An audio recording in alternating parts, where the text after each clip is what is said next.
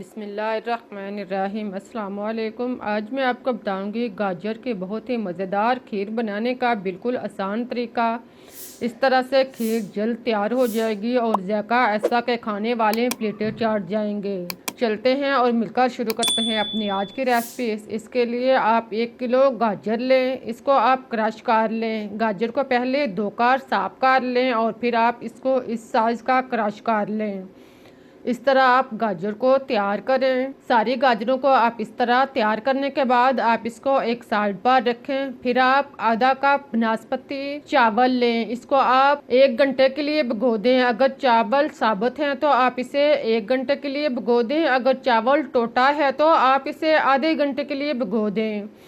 फिर आप इसको हाथ के साथ मिसल लें। आप देखेंगे कि भिगोने से चावल जो है वो नरम हो चुके हैं। इसको आप हाथ के साथ अच्छी तरह मिसल लें। इस तरह चावल नरम हो जाएंगे। अगर आप इसको हाथ के साथ मैश नहीं करना चाहते तो आप इसको ग्राइंड कर लें। जैसे चाहें आप इसको नरम कर लें, इसको आप बिल्कुल बारीक बना लें। इस तरह आप इसे तैयार करके एक साइड पर रखें। अब आप चूल्हे पर जिसमें आपने खीर बनानी है, इसमें आप 2 चम्मच देसी घी डाल लें। देसी घी डालने के बाद आप इसको अच्छी तरह गर्म होने दें। जब गर्म हो जाए तो आप इसमें 3 से 4 अदद इलायची डालकर कड़कड़ाएं। जब इलायची अच्छी तरह ब्राउन हो जाए, 1-1.5 मिनट तक इलायची को ब्राउन करने के बाद अब आप इसमें क्रश शुदा गाजर डालें। गाजर डालने के बाद आप चम्मच चलाएं और इसको घी में अच्छी तरह मिक्स करें। गाजर और घी को आप अच्छी तरह मिक्स करें और इसी तरह आप इसे 4-5 मिनट तक घी में पकने दें। चम्मच चलाते रहें ताकि गाजर जो है वो अच्छी तरह नरम हो जाए, फ्राई हो जाए।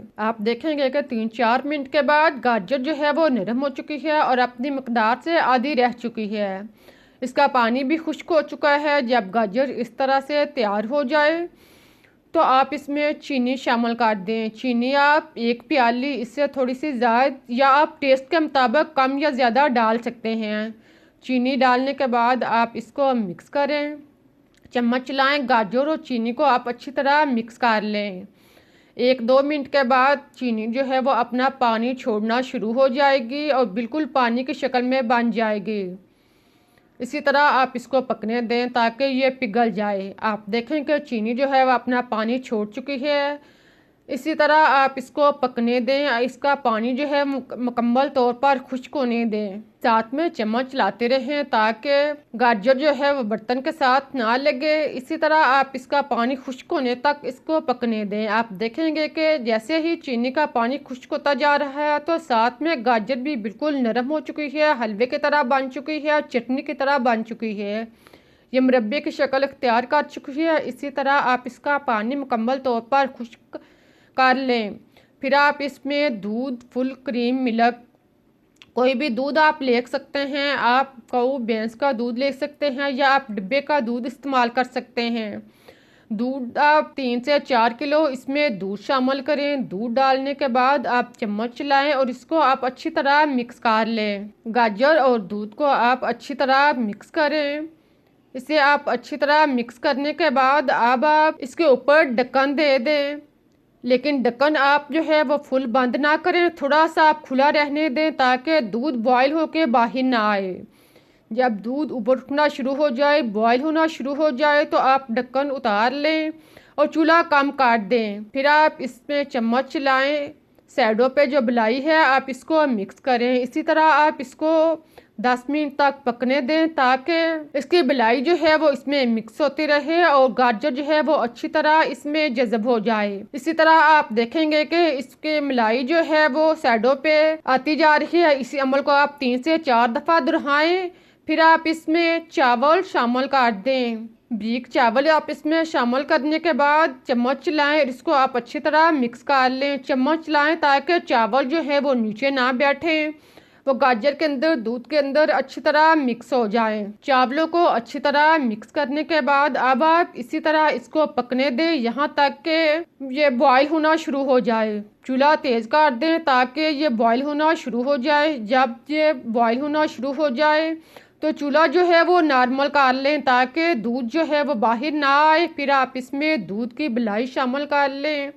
अगर आपके पास दूध की बिलाई नहीं है तो आप खुश्क दूध पाउडर इसमें शामिल कर सकते हैं। अगर आपके पास खुश्क दूध पाउडर भी नहीं है तो आप खोया या मावा कोई भी चीज़ जो आपके पास है वो आप इसमें डाल सकते हैं, या आप इसमें कंडेंस्ड मिल्क भी शामिल कर सकते हैं। जो भी चीज़ आपके पास है वो आप इसमें शामिल कर सकते हैं। डालने के बाद आप इसको चम्मच चलाएं और अच्छी तरह मिक्स कर लें। फिर आप इसके ऊपर ढक्कन दे दें और चूल्हा जो है वो नॉर्मल कर दें ताकि दूध जो है वो बाहर ना आए, और इसी तरह आप इसको गहरा होने तक पकने दें। जब दूध जो है वो गहरा हो जाए तो आप ढक्कन उठाकर चम्मच चलाएं। चम्मच चलाकर आप इसको अच्छी तरह मिक्स करें। आप देखेंगे कि खीर जो है वो गहरी हो चुकी है। आप साइडों से चम्मच के साथ जो दूध इसके साइडों पे जमा हुआ है इसको उतार कर इसमें मिक्स कर लें। इसी तरह आप इसको गहरा होने तक पकने दें। जब इस तरह से खीर तैयार हो जाए, गहरी हो जाए, तो आप इसमें ड्राई फ्रूट शामिल कर दें। ड्राई फ्रूट बादाम, पिस्ता, गरी, सौंगी, किशमिश जो भी आपके पास है वो आप इसमें शामिल कर सकते हैं। ड्राई फ्रूट डालने के बाद आप इसे मिक्स करें, चम्मच चलाएं और इसे मज़ीद 2-4 मिनट तक पकने दें। अब आप देखेंगे कि दूध जो है वो खुश्क हो चुका है, गहरा हो चुका है और दूध जो है वो बुलबुले की शक्ल में बनना शुरू हो चुका है। अब आप समझे कि खीर जो है वो तैयार हो चुकी है, बल्कि बिल्कुल तैयार होने के करीब आ चुकी है। चूल्हा जो है वो बिल्कुल स्लो कर दें और आप चम्मच चलाते रहें। जब इस तरह से बुलबुले बनना शुरू हो जाएं तो चूल्हा स्लो कर दें ताकि छिंटे बाहर ना आए। फिर आप इसे उतार लें। उतारने के बाद आप इसको 8 से 10 मिनट तक ठंडा होने दें ताकि ये नॉर्मल हालत में हो जाए। जब अच्छी तरह नॉर्मल हालत में हो जाए तो आप देखेंगे कि गहरी हो चुकी है। अब आप इसे प्लेट में, बाउल में निकाल लें। अब देखें कितनी अच्छी मज़े की बिल्कुल रैबड़ी की तरह खीर जो है वो तैयार हो चुकी है। इसको आप मुख्तलिफ बर्तनों में, प्लेट में, बाउल में निकाल लें। निकालने के बाद आप इसे कुछ देर के लिए रख दें ताकि ये नॉर्मल हालत में हो जाए, ठंडी हो जाए। इसी तरह आप उसे बर्तनों में डाल कर रखें और फिर आप इसके ऊपर कटा हुआ ड्राई फ्रूट लगा लें। बकता हुआ ड्राई फ्रूट इसके ऊपर लगाएं। बहुत ही मज़ेदार और टेस्टी खीर तैयार हो चुकी है। यकीन करें कि जब आप इस तरह से खीर बनाएंगे तो खाने वाले उंगलियां चाटते रह जाएंगे। उम्मीद है कि आप लोगों को भी तरीका पसंद आया होगा। अगर तरीका अच्छा लगा है तो इसे लाइक करें, शेयर करें, चैनल को सब्सक्राइब करना मत भूलें। मुझे इजाज़त दें, फिर मिलते हैं एक नई और मज़ेदार रेसिपी के साथ। तब तक के लिए अल्लाह हाफिज़।